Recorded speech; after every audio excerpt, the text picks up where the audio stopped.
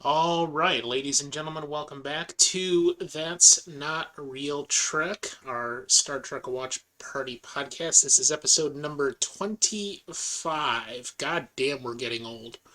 It's Yeah. like, and yeah, we are balls deep in Lower Decks now. We're going to be doing the end of season one and the beginning of season two tonight.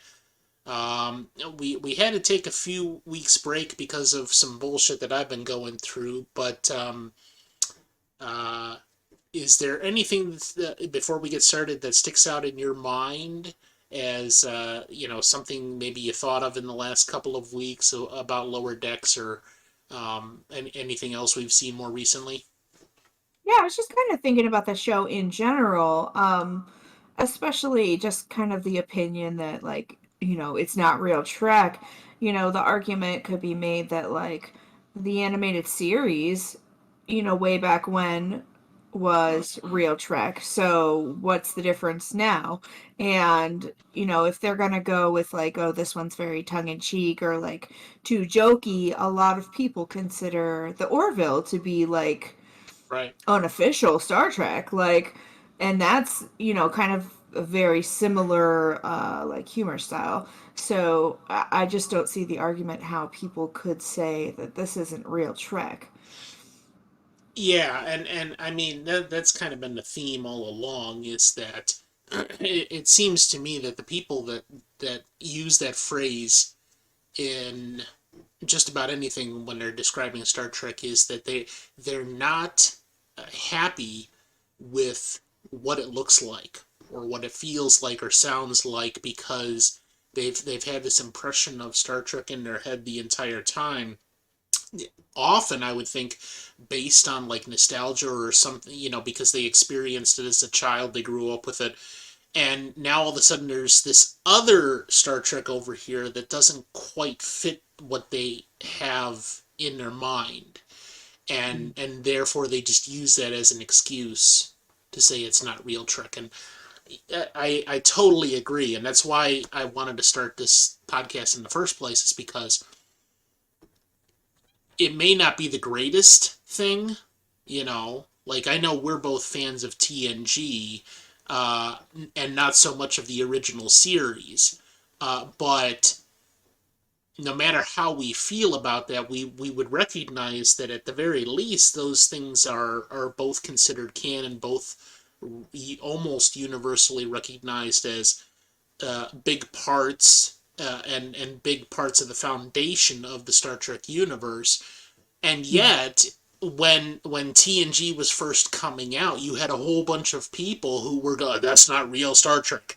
Well, yeah, they say that about every series that's Every coming new out, one, yeah. and like we're definitely not the youngest fans that are out there. We're the ones that are looking back at our era, which was TNG, um, and, and you've got a whole bunch of younger fans now that the ones that they are growing up with are the ones that are coming out with they're coming out with now. Mhm. So maybe 10 years down the road they're going to come out with another new series, and the ones that are growing up with Discovery and Picard now are like, "Oh, that's not real Star Trek." And it's like it just this never ending cycle. Right. So yeah, I just I had to laugh every time I heard that, because it's like, okay, well then you're just too fucking picky. Okay, it's all Star Trek, no matter how bad it is or how much it doesn't fit your concept of it. And I just appreciate that there's so many aspects to Star Trek, no matter what your flavors are.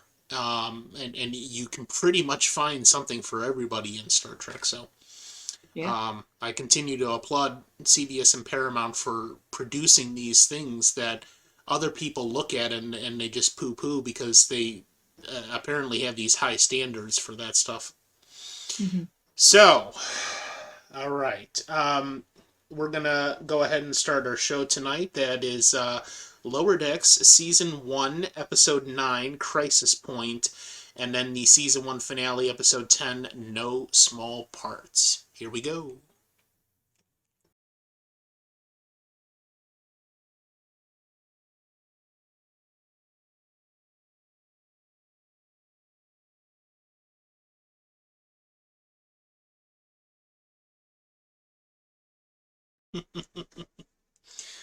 Oh man, what a pair of episodes there. Uh, yeah, let's start with the first one, episode 9. So many great references packed into that about all of the movies. See, here is some of the stuff that I saw. First of all, the very first thing I noticed is the music, where they emulated almost perfectly the beginning of the music to Star Trek 4, I think it was. You know, Mhm. with the bells and all that, and then they went right into the lower decks theme from that. So I thought that was fantastic, and then we also had the long flybys of the ship. We're in a shuttle. We're not going to actually transport on the ship. We're going to take about 20 minutes to just fly around it, and then finally get into the shuttle bay. The ship crashing into the planet, to reference Generations, because that was by far, in any of the movies, in my opinion, one of the coolest things that they finally did, taking the Enterprise D and just smashing it right into the ship or planet. And the epic captain fight at the end, the lens flares to mock the J.J. Abrams movies. Just great stuff. What else did you see there? Yeah, the music stood out to me. Um, and I think I caught something with did they have on a little view screen the animated Yeah, oh yeah. series? Yeah. No, I think that That was was at the beginning of the next oh, episode. was that in the second one? Okay. Yeah, I remember I saw that. but yeah, it's just I But mean, same thing. It's throughout this entire series, just fantastic references to all of the greatest moments across Star Trek mhm. history. Um, and a very innovative thing. We use the holodeck for all sorts of stuff, fighting, and let's go visit the old west, or whatever we're gonna do. Have a holodeck accident, but we're not gonna watch a movie on the holodeck because it's in 3D, and it's almost like you're there. They're ducking all the credits going over their heads, and Mhm. that I thought was a fantastic use of taking all of those elements and now putting it in a modern storyline like that. This is what we're going to use the holodeck for. Mhm. Um, so, did you see anything else there, and any other references or anything that really stood out to you? Nothing that I, other than what you'd mentioned. I just thought it was a really smart way to tell that story, like Mm, using the holodeck, and you can pretty much do whatever, and it's not going to ruin, the basis of your show because it's all, we're just right. watching a movie. Well, and just like that episode we saw not too long ago of Strange New Worlds, where they found an excuse to break out the costumes and let's do a story that otherwise probably wouldn't actually exist in the universe. Uh, Hmm. it seems like they were also playing upon that concept. We're gonna put in all of the little details that you wouldn't normally see in a Star Trek storyline, but it's okay because we're on the holodeck. Yeah. Um, and we can really play it up, and we're going to have all of the characters that we're playing be over the top, and different uniforms, and even different personalities. So I thought that was really good. Um, and then moving on to the series finale. Boy, I was really impressed at how they took everything that had been built thus far in season one and made it epic for the season Yeah. finale. Not only with the references and the character development and everything else, but I mean the storyline itself was rather epic. Um, Oh yeah, I mean the stakes are high, and like the fact that they even killed off yeah, he's the security officer. Like what? Here's this funny cartoon. For the most part, we're telling these stories, but it's all very tongue in cheek, and then it gets to like a serious, a serious dramatic ending. Right.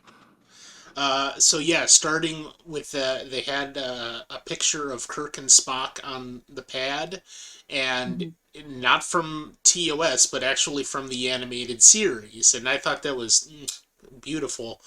Uh, and then talking about TOS, and he says those old scientists. Yeah. Um, the way they kind of weave these little details into the storyline in every different like kind of fashion that you wouldn't even necessarily expect to, we all reference it as TOS Hmm. because that's kind of like the paradigm that we grew up with, TNG, TOS, DS9.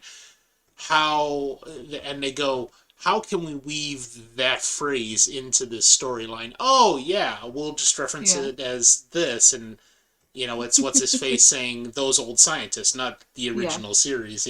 And then it's a cool joke for us. Yeah, exactly. So continuing this uh, realm of constant fan service, I think, with all of the references, all of the little jokes built into it. We saw I was trying fruitlessly to search for the name of the episode where we first saw the Exocomp in TNG. But the way that storyline left off was that they had essentially achieved a form of artificial intelligence and were, at that point considered life forms, and were not able to be forced into a service. So Mhm. they had to, freely choose to do it. So I thought that was interesting. They weave that into this storyline that now we have reached that point since we first saw the Exocomp in TNG. Now, 15, 20 years later, we've actually got one that is entering Starfleet as a Mhm. as a crew member and going through the motions.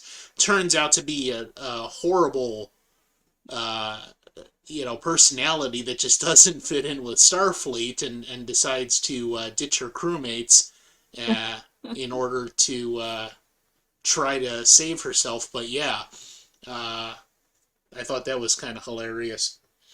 Yeah, it might come back around. It's still Yeah, floating out there going, help, help. yeah, and who's to say that we won't see that again? Hmm. Exocom crew members, because this is now a thing that they've built Right. into the canon.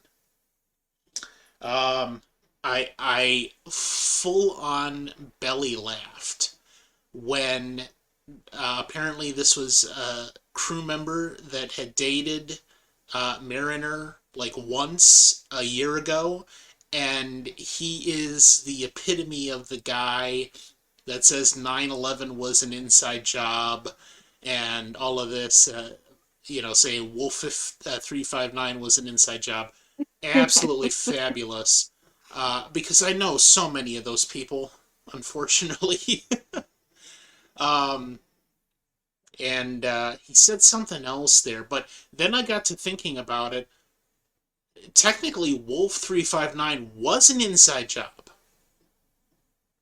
That was Picard in Yeah. command of a Borg ship because they had assimilated him, destroying and just obliterating Starfleet defenses because he knew everything Starfleet knew. Hmm. And how much did it ring true? Yeah. All right, so what did you think of the Pakleds turning out to be the bad guy in this episode? I liked that a lot. Yeah, it was really neat. Well, we only But yeah, saw, yeah, story was good. we only saw the Pakleds once in otherwise in Trek history, and that's in the TNG episode Samaritan Snare, where Hmm. they in their wisdom take Geordie LaForge hostage, and yeah, it doesn't work out so well for them. But yeah, we like to be smart. We like to be strong. You make us go. you know, it seemed kind of Incredible. interesting, even though this was obviously a couple of years later. The technology that the Packleads are in possession of now. Hmm. Um, Well, it's almost like they said they like not assimilate, but like they take other cultures' technology and kind of use it and have that open source so that they can use everything. So they're kind of like the Borg, yeah, just a just dumber version. yeah, just they'll be okay, once they figure out what the hell they're doing with all the technology they've stolen. But that was interesting because I can almost imagine that at some point the creators of Star Trek were, the writers were looking back at in later seasons of TNG at the Pac-Led, concept and just yeah, that was one of those that wasn't all that great, but yeah, it's still a They made it thing. work now. Yeah, yeah. So that was always cool. Um, then we have the return of Badgie. This is one of your favorite characters, I think. Love So Badgie. tell me what you thought of Badgie appearing in this episode. Oh, I thought it was fantastic. You know, it was like so out of the blue. You didn't see it coming at all, and it was most of the way through the episode, and then he's like, "Oh, I know. I'll go to the holodeck," and the Badgie's back. And and Like, and the first yes. thing and the first thing he tells him is, "Oh yeah, you have to disable the safety protocols. Mm-hmm. It's like, oh no, here we go again. Don't Didn't don't learn the first time. don't fall for it, man." And then he does it anyway, and it's like, oh man, yeah, Badgie's going to teach us another lesson, man. I love it. So hopefully we'll definitely see Badgie again here as we get into seasons 2 and 3. I hope so. As long as they don't turn off the safety protocols again, maybe, maybe. I got to Maybe. expect they Yeah, I, will. I, Yeah, I, I hope they do. it's yeah. It's not only do you expect it, but it's like that's when Badgie is the best. The best form Oh of yeah. himself is when he's a threat. Yeah, Yeah, you want the chaos, right? yeah. Like, And before we get to the really, really cool part about the episode, Rutherford losing his implants and Jax dying. So I got to imagine like they were trying to emulate a little bit with Jax dying on the Packlet ship, um, Data dying mhm, on the scimitar that we yeah. just saw in Nemesis. So what were your thoughts on this main character? That I mean, he wasn't really a main character per se. Mhm, If we take a look at like TNG and how they focused primarily on Captain Picard, Riker, um, Data, and mhm. that it was probably like those three, and then the other four were a little bit secondary. Of course, they explored them a little bit more, but you would see episodes that had Picard in them all day long. Mhm. Um, so it seems like with Lower Decks, they're focusing on the four ensigns, and then Jax is just one of the secondary characters. So we didn't really see him all that much. But Mhm. what were your thoughts on them going ahead and taking him out in this episode? Yeah, I thought it was very surprising.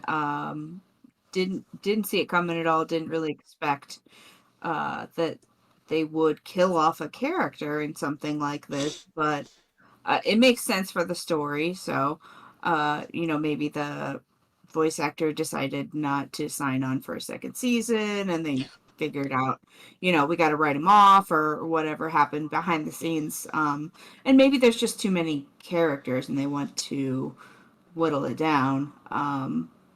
But then with Rutherford losing his implant,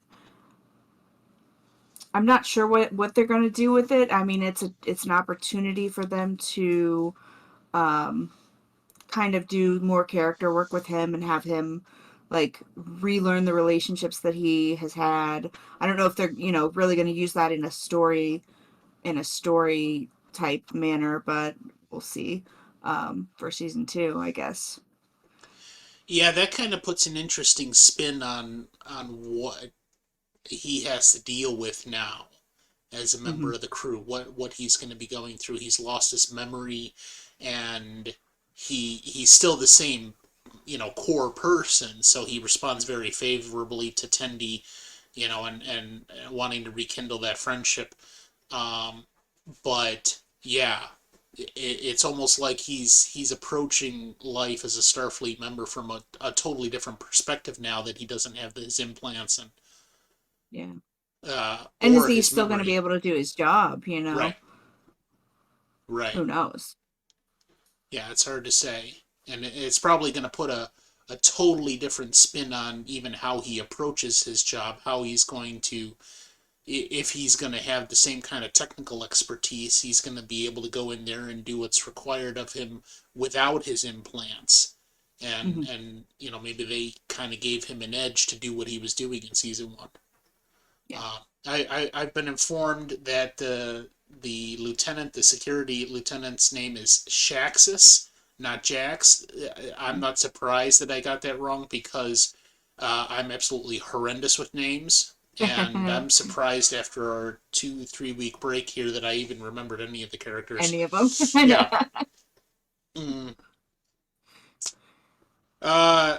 So yeah, especially with I almost thought the direction they were going at the end of the episode there was that the captain was going to promote Mariner to that security officer position Hmm. because it seemed like they were building up to this thing and then it didn't really happen. But it seems like that still might there still might be potential for that as we Yeah. move into season 2 because not only does this position need to be filled, but the direction of the conversation they were having there was that I'm the captain, I'm bound by Starfleet regulations, but I'm going to need somebody at my side who's going to be able to uh, break the rules when we need to get something done.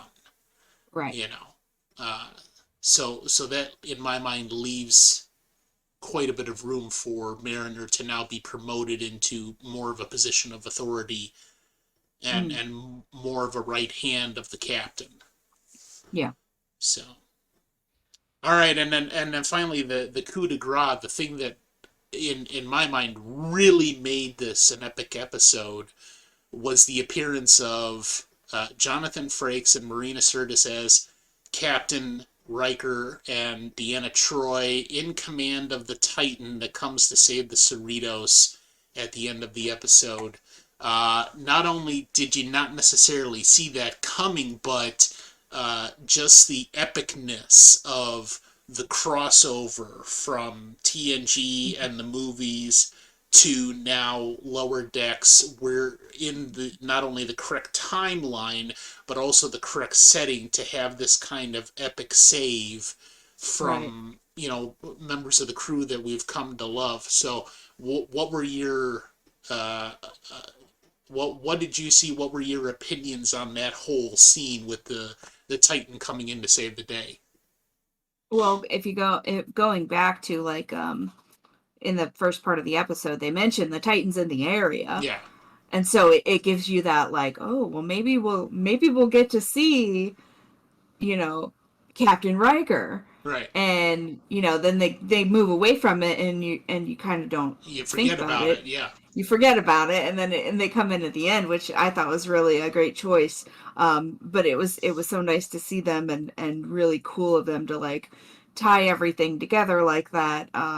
But I mean, I always love seeing TNG characters pop up in places, and it seems like Riker and Troy are two that will pretty much do anything. They go to them and they're like, "We want you to be in this episode of this Star Trek series," and they're like, right. "Okay, yeah." So it was really nice to see them there. Well, and Jonathan Frakes has directed a large number of Star Trek episodes across all series now. I mean, Hmm. he directed a couple of Discovery episodes. I think he at least one of the Strange New Worlds episodes, and many of the later episodes of seasons 5, 6, and 7 of TNG, a couple other ones. So and he's such an integral part of Picard now that I Hmm. mean, like, you can see his influence everywhere, and almost all of the episodes I've ever seen directed by the Jonathan Frakes are absolutely gorgeous episodes. Yeah. They really do it justice because he knows Star Trek as well as any other of the creators that I've ever known. Rick Berman, Hmm. he Jonathan Frakes is right up there with Rick Berman. Yeah. You know, um, and I also thought it was absolutely hilarious that the uh, the notion that Mariner, in all her outrageousness and outgoingness, has a history with Riker because Riker has been known to be a ladies' man, and he's got his own kind of sordid history there that we don't necessarily know that much about, but we know it kind of exists. Hmm. Um, and that I think played very well into the type of canon storyline they're creating here. That Beckett and Mariner, or Mariner and Riker, have a history, and of course Troy is right there to tease Riker about it, and you know tell him he's got to go to therapy now. Um, yeah, good stuff there. Uh, and Riker also being able to kind of like embellish his character, Jonathan Frakes embellishing the Riker character for this cartoon series where all of the characters are embellished. So being able to Hmm. take what we knew of Riker and blow it up a little bit and make it bigger than life and really have fun with it. Yeah.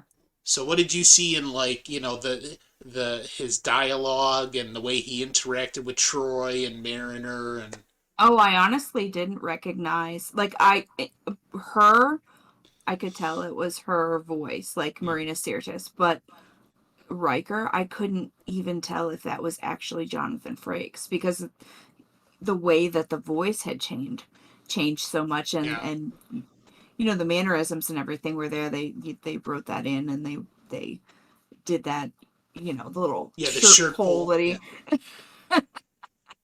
he always used to. It would have been nice to see a Riker maneuver over the chair, but yeah. they couldn't quite make that fit into the story there. But yeah, it was really awesome to see him there, and they did a good job putting them in. Hmm. And one more note I had about that: when the Titan was coming in to save the Cerritos, the scene in particular where they're showing the phaser fire and the sounds, I thought was just absolutely excellent. Really embodied what you typically get from a ship fight scene in more regular Star Trek. Hmm. The look and feel of the phasers, how they acted, the sounds especially, are all the sounds that we've become accustomed to in Star Trek. Um, Yeah. and I thought it was very well done. And we really haven't gotten to see a lot of the Titan yet. I mean, yeah, in Hmm. Star Trek Online, in a few other things here and there. So this was a really nice look at the Titan and what the Titan is supposed to represent in the design of the ship that's now happening in the century post TNG. Right. Um, so I thought that was a really cool way to do that with the animating the ship and being able to do maybe like flyby scenes in the battle or anywhere else that you wouldn't necessarily have such an easy time doing with a regular Trek episode. The animation really made it pop, I think. Yeah. And the Titan looked cool as all hell. Hmm. Oh yeah. Kind of reminded me a little bit of the Defiant in the way it looks, Yeah. which also would, the Defiant was created to be a battleship, to be sturdy and rock solid as it goes through and just kills everything. And the Titan's got that same kind of sleek look, very very squat, put together, looks very sturdy and can take a beating. Um, Mhm. so I like that, how they have designed the Titan and made it look in this episode. So, all right. Well, that's the end of season one. I thought it was a really excellent end to the season, and leaves you wanting for more. So let's go ahead and move on then now into season two. So episode one, Strange Energy, and episode two, you'll probably recognize the reference here. Keishan, his eyes open. Oh yeah. Oh yeah. All right, here we go.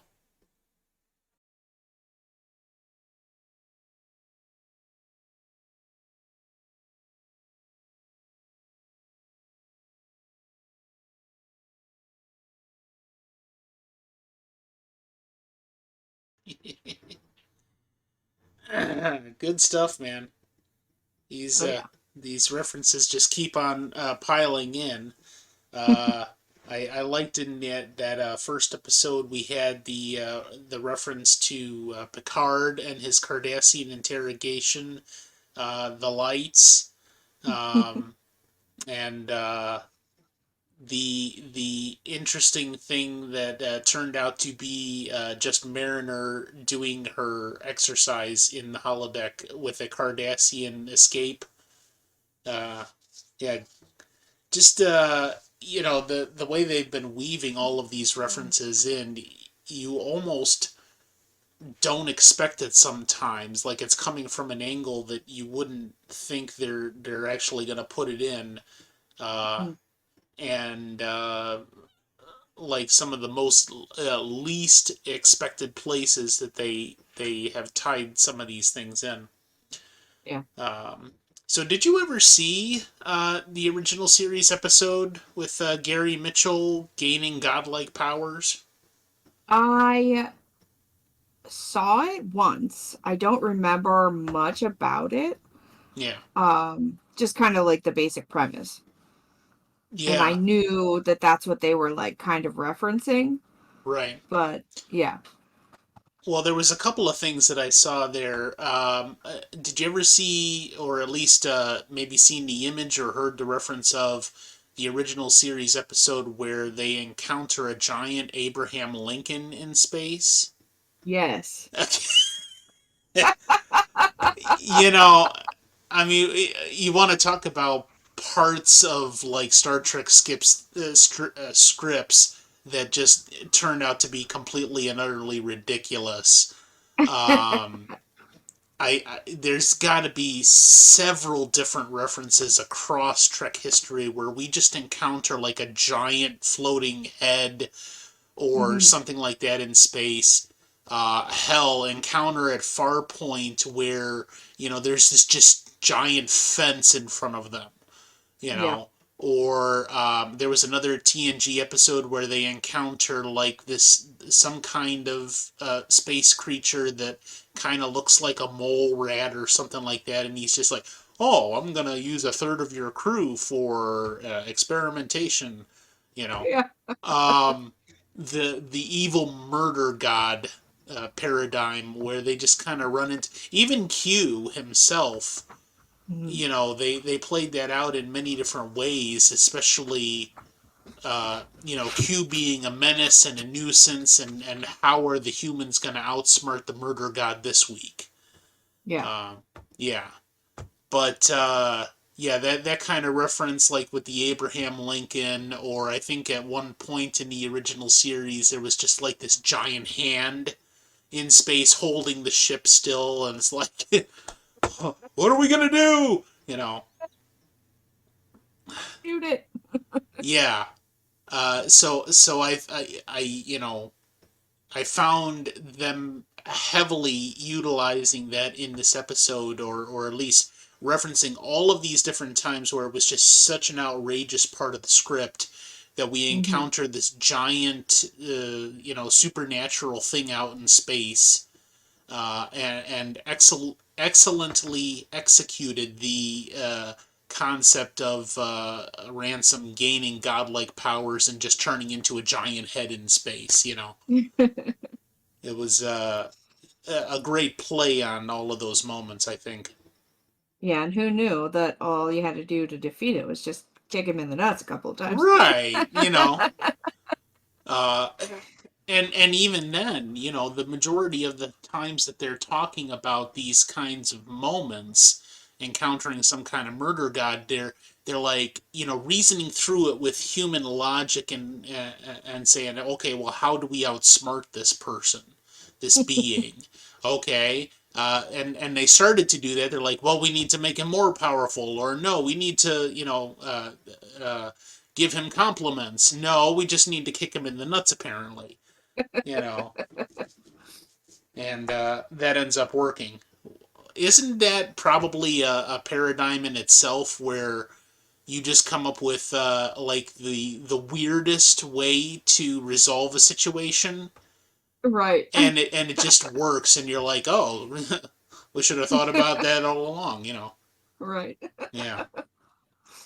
And one more note about that episode: the Miranda class ship in her holodeck program. There, that's the first time we've seen a ship like the Reliant for quite some time.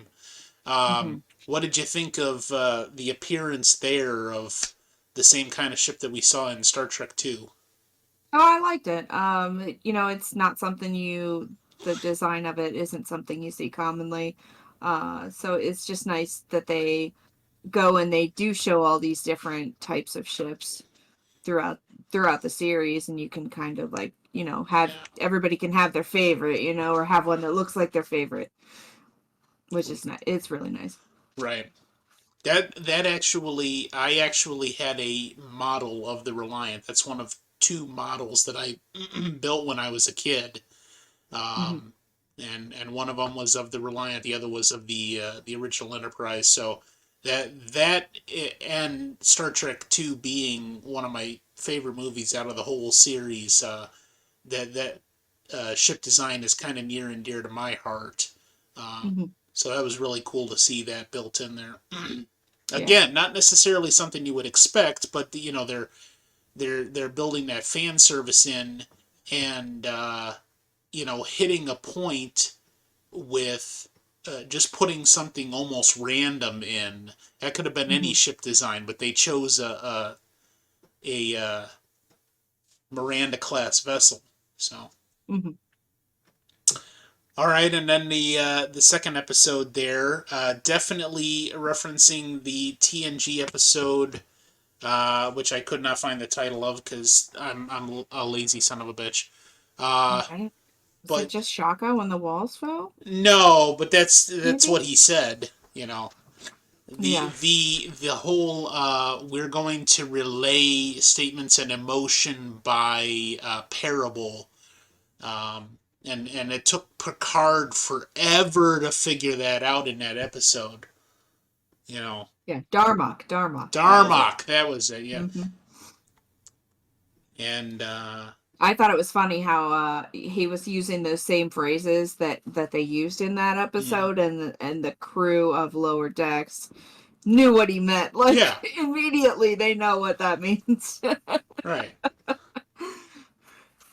And here we go again with this Hmm. concept that something we saw in TNG. This is the first member of that species who's joining Starfleet as a crew member, and the hijinks that are ensuing because we take that culture, that personality, and build it into a Starfleet, setting. Yeah. Um, and now that I think about it, that almost reminds me of like the episode where Riker and the Klingon first officer trade places. Swap jobs. You Yeah. know how hilarious that was. Riker going onto the Klingon ship and just beating the shit out of the guy. You know. I don't know if you caught this reference or understood it. Did you ever see the movie Starship Troopers? I saw it once. Okay.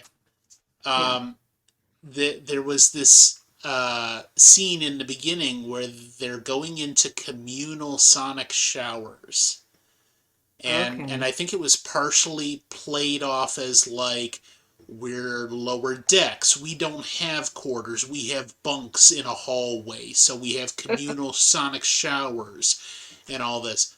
But I instantly thought of Starship Troopers because that was the first time I'd seen a scene like that in a movie or TV series about communal showers, because that was like their thing in the military, is that women fight Hmm. alongside the men, so we might as well just have communal showers. And Hmm. it was a big thing in the movie. So I think they were trying to rip on that, Yeah. which leads me to believe that now they're starting to build references to other sci-fi series and other things that are semi-relevant to Star Trek into this. Yeah, well, I thought even the whole storyline with like the collector, that Mm-hmm. ties into like, it like references Marvel. Marvel has the collector. It Mm-hmm. has all he has all the artifacts and everything in his little area there. So I thought that that was an intentional link that they were or a reference they were trying to make Yeah, to an outside property there.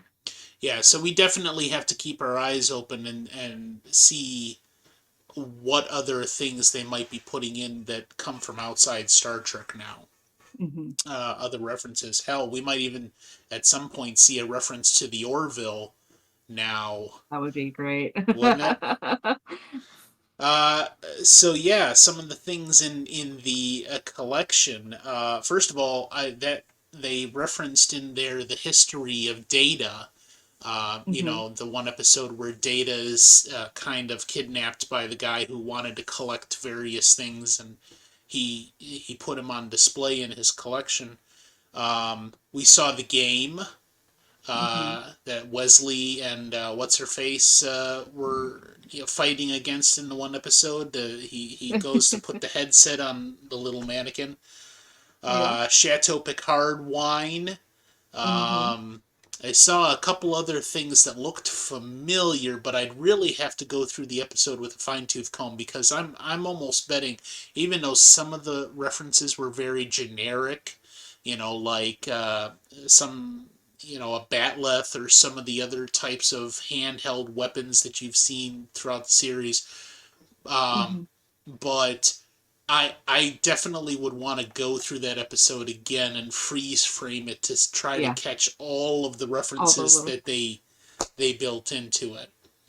Yeah, Because I I did notice the fencing sword was in both the first and the second episode of the season, and I wasn't sure if they were referencing the original series when they get the virus or whatever yeah that makes them go crazy, and the fencing scene, or if they were referencing like I think Picard, in a couple of episodes is fencing in. Like it could be both. yeah I'm But yeah, I sure. noticed the sword was in both episodes. Yeah, but honestly, really, I have a sneaking suspicion that so many different references were built into that collection. That's really that the only way that you honestly could go through it is to pause it and freeze frame it in advance, just to be Hmm. able to see every little thing that they snuck into it. Um, Hmm. and I was trying after a while, but it was just moving too fast with the Yeah, action into the fight scenes. yeah. Uh, I thought it was kind of hilarious that in the one scene with the bones. First of all, there, now that I think about it, damn, that was an Alien reference, because Oh, they find in Alien the giant alien skeleton sitting there in the captain's yeah. chair. So now they see this in this room that's almost like dinosaurs and skeletons, and this giant Federation officer wearing a Starfleet uniform. So now that I think about that, that has to be a reference to Alien. Um, Nice. and then when they were climbing up, and she ends up bumping one of the things, and she goes, "Oh, they are sucking us," and I thought just Roombas, a whole bunch of Roombas Yeah. attacking them. That was great. Um, and then the B story that we've got going on here, Boimler on the Titan, and he's not really liking the severe action that the Titan goes through, being kind of like the equal of the Enterprise D. It's just nothing but action every week. And it's Hmm. a little too much for him. So, what are your thoughts on like Boimler's attitude and personality in dealing with that heightened level of action? Well, I think they even showed it in the first episode too, just the kind of the battles that they were getting into, and he's so neurotic and he's so anxious that like there's no way this is going to work out. You can tell Right. from just that very first fight that they're in that he is so out of place. He's a fish out of water, and it's like, okay, well, this is opening up that door to like, is he going to want to go back Right. to the old ship, or how are they gonna get him out of this situation, because clearly he doesn't belong here. Yeah, and everybody else around him on the Titan is like, "Oh, this is just normal. All right, action." Yeah. So clearly, yeah, he was not happy in that position, and he found that out after the fact. Like he thought that was going to be a serious upgrade for his career and all that, and it's just not why he entered Starfleet. And he says as Right. much at the end of the episode. Um, and I then they move into this fantastic scenario to mirror, no pun intended, the same thing that happened to Riker years ago, this transporter clone thing. Um, so what did you think of them building that into the storyline?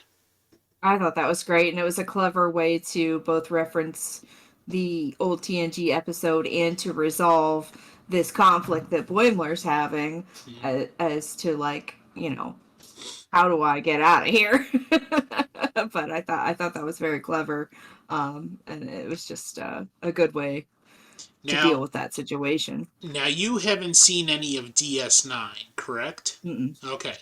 So I'm No. not going to spoil anything for you, but let's just say that Thomas Riker, after the events of the Pegasus episode, he goes a very different route than William Hmm. Riker. Okay. In the years that follow, and you'll find out exactly what that means when we get to it in a couple of centuries.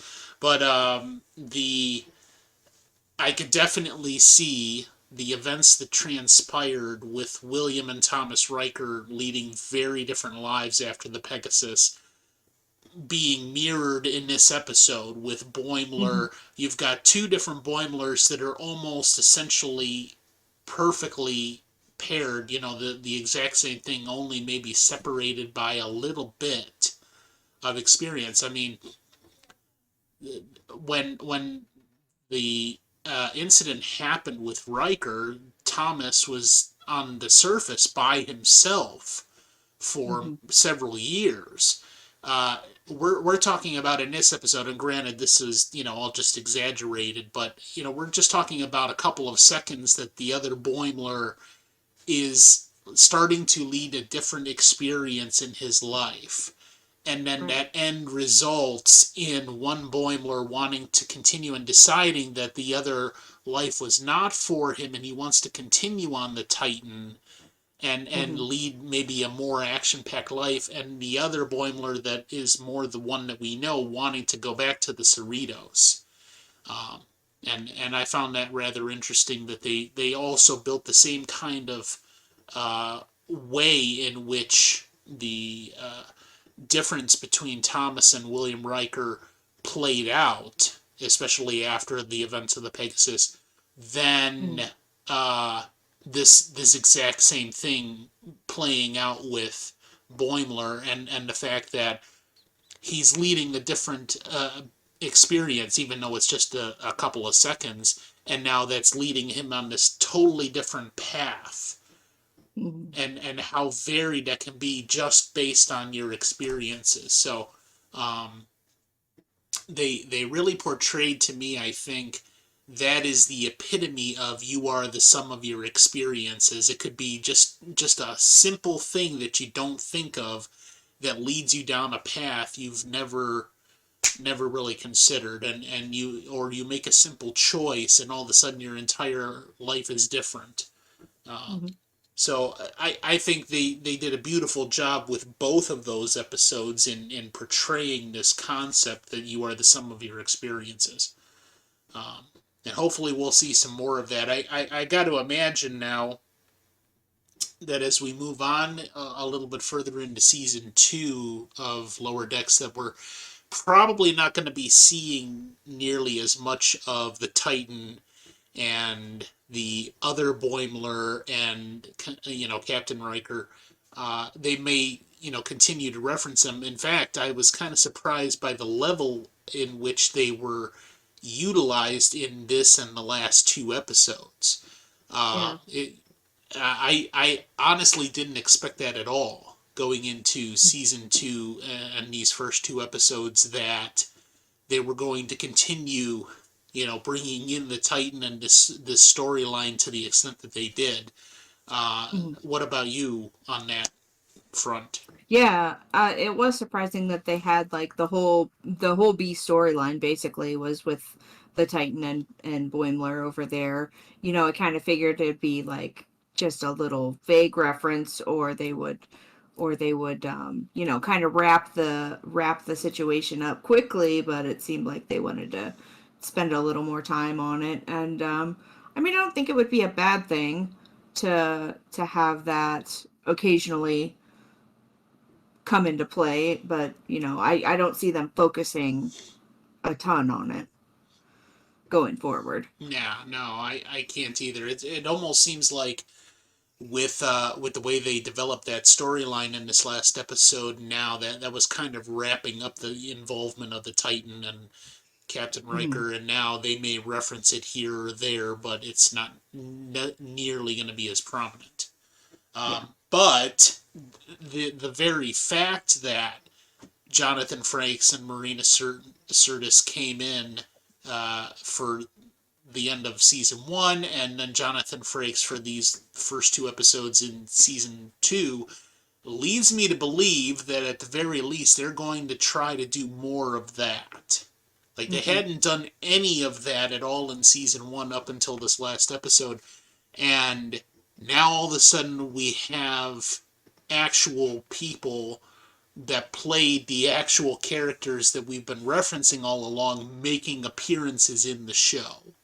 Yeah. So I gotta think that we're gonna see some more of that here now in the rest of season 2 and into season 3. Maybe again this sort of thing where it's going to add to the epicness of the season 2 finale.